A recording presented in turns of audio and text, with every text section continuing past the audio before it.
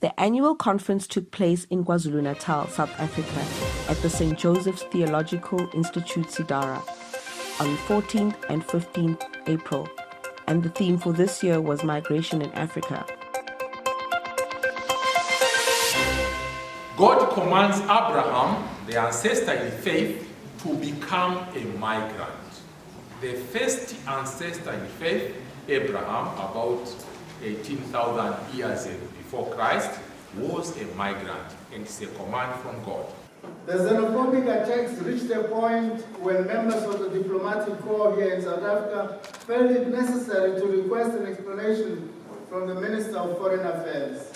As representatives of the African countries in South Africa, they could no longer stand by while their compatriots are being attacked by local people for no apparent reason. The attacks on migrants cannot be just reduced to hooliganism. That was the view of the government. South Africans are put to shame by migrants who simply show a superior quality of self-restraint in the face of such blatant provocation. A conclusion could be drawn that South Africans who indulge in xenophobia have simply not healed from the wounds of the apartheid era. They are still hurting and are now taking out their anger on their fellow Africans. The absence of a consciousness of guilt will continue to undermine the moral fabric of South African society. Thank you very much for this very challenging paper. And I feel it myself when I go overseas at conferences. People say, what is happening in South Africa? Many of the things which are somewhat hushed in South Africa are on the front of the newspapers, are the first item in the news on television. I was once in the Pro Cathedral in Abuja during one of these hot moments here, and when I was introduced as Father Paul de Kock from South Africa, there was a moment of silence.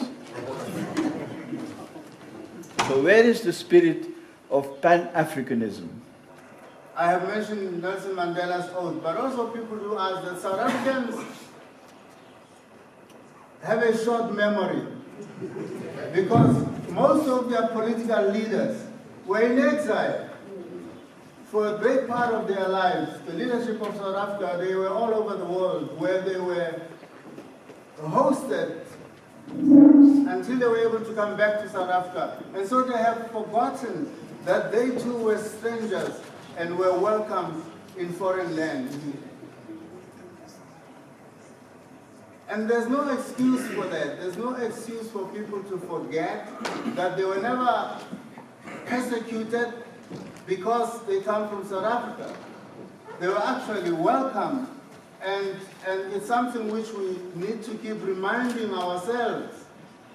That's why I'm saying that the time will come when South Africa will be forced, when South Africa, the economy has come to a standstill.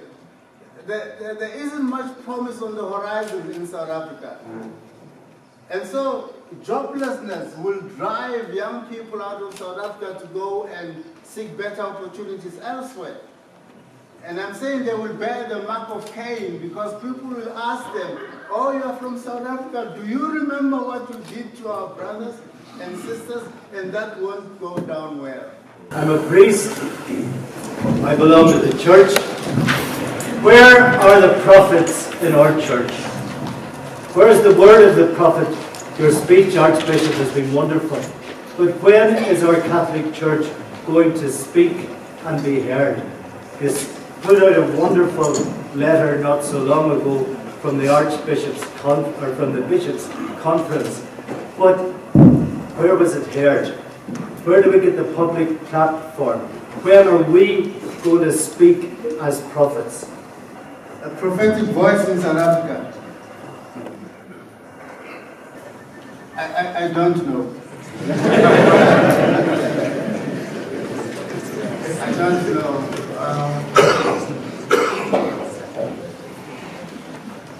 I thought I knew, but I don't. I thought I knew. It only depends what it is that you are looking for. I would say we should also look at lay people. If you only look at the clergy and the leadership of clergy, I don't think you're going to get much more than what you have, frankly.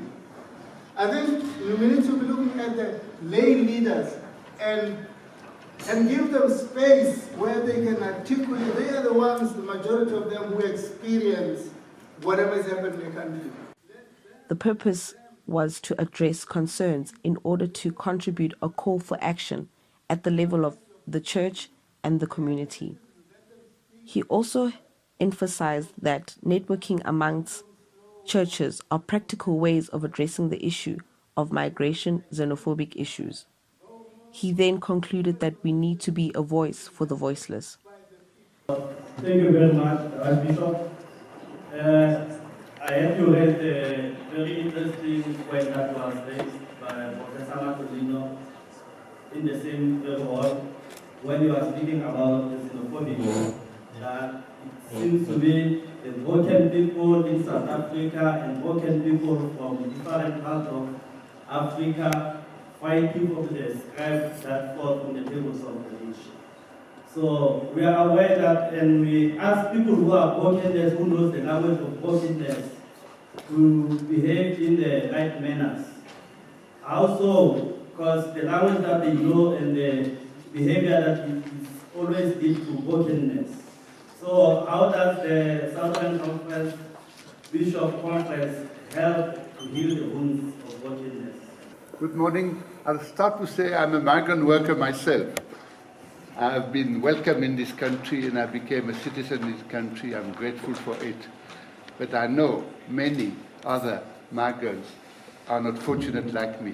My question to you, Archbishop, is concerning the recent policy of Home Affairs Department to withdraw the exemption for Zimbabweans who have sometimes been in this country for 15 years. And there are children who were born here and grew up here, and they will be soon expelled from this country and suffer hardship. Is the Bishops' Conference and the other churches doing about that? It's an example of what you describe about xenophobia, but it's happening now. Lots of people will suffer enormously. Lots of Zimbabwean people will suffer enormously in the next few months. Not all migrants are good. It is not for me to, if I'm going to speak about xenophobia, and I cannot be speaking on both sides of the mouth. My first question is, have we been able to destigmatize migration? Because I think we're only looking at migration from an angle where migrants are taking something away from the country, whereas migration has contributed a lot towards development, not only particularly in Africa, but migration has contributed a lot in development. So have we developed enough, not counter per se, but projection of the good that comes with migration versus to the media that always displays or projects migration as a taker? Some of what you are raising in terms of the stigmatization of migration in the country has less to do with migration itself, but more about how it's managed.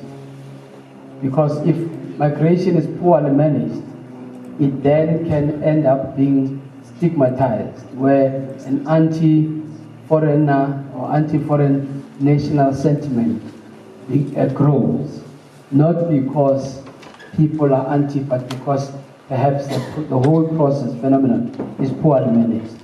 So the two are integrated with the bishop's question, where he says then, how does the church respond? Does the church see it as a ministry that is important? Because the church also has a role to play there. It cannot be left entirely to government, because government is run by politicians. And sometimes, depending on the mood, the political climate, and the mood in the country, you could find voices that push the sentiment either towards the left, far left, or far right, and then you get a response by communities that might not be desirable. To assist you in these applications. Now we know that the system is completely flawed. There's a lot of corruption, there's a lot of bribery that takes place, and this is what, obviously you as religious people are not going to go and put your morals at stake by being part of a corrupt system. But this is what creates the havoc in respect of the applications being rejected. And when they see that you're alone and you don't have somebody representing you, then they make it even more difficult. Okay, so that is why you'll apply and you'll think that everything is fine and you've got your paperwork and you'll go there and there'll be some kind of hiccup. Because it's like, you know, they're wanting something from you in order to allow you to stay in the country or to renew your application properly.